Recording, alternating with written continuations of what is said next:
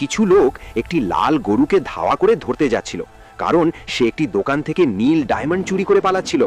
তাড়াহুড়োর মধ্যে লাল গরুটি পাশে দাঁড়িয়ে থাকা আরেকটি গরুর মুখের ভেতর নীল ডায়মন্ড ঢুকিয়ে দেয় এবং সেখান থেকে পালিয়ে যায়।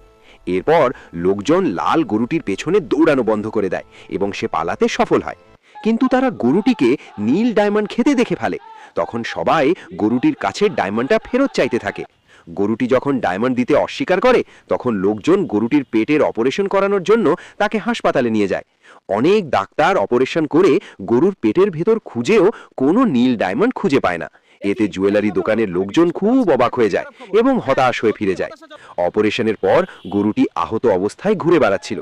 তখন কিছু গ্রামের মানুষ তাকে দেখে দয়া করে এবং ভালো চিকিৎসার জন্য নিজেদের গ্রামে নিয়ে যায়। তারা সবাই মিলে জড়িবুটির পেস্ট বানিয়ে গরুর পেটে লাগিয়ে দেয়, যাতে সে দ্রুত সুস্থ হয়ে ওঠে। গ্রামের মানুষ গরুটির খুব যত্ন নিত